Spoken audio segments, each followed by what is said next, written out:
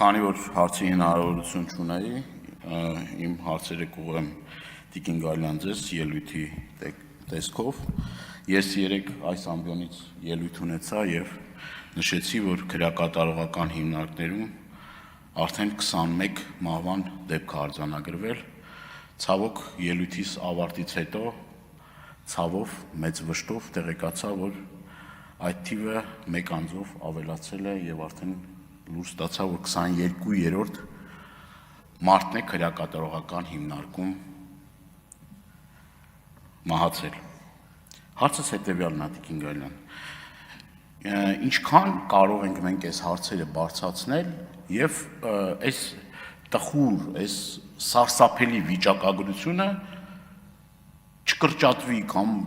չգիտեմ, էլի սա մի հատ ահավոր մի պատկեր է, էլի ամեն անգամ արթնանալ եւ նման արձանագրումներ անել։ Խնդրանքս է ձեզ այս հարցի վերաբերյալ, որովհետեւ ոչ միայն ինձ այն մեր հասարակության տարբեր շերտերին հետաքրող հարցեր է, այս հարցերին խնդրում եմ պատասխանեք, ինչ միջոցներ կարող ենք ձեռնարկել, եթե կան գործիքակազմեր, որ պիտի ազգային ժողովի կողմից ընդունվի, որ այս ամեն ինչը չլինի, առաջարկեք իմանանք։ Եվ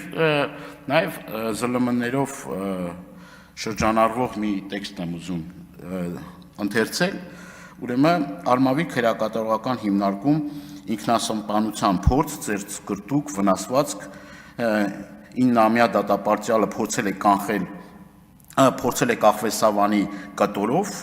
ավելի ուշ նույն հատվածում 26 եւ 30 տարեկան դատապարտյալների մոտ արձանագրվել է մարմնական վնասված, առաջին մասնաշենքում 62-ամյա ցմահ դատապարտյալը դեմքին հայտնվել են ուրեմն հարվածներ եւ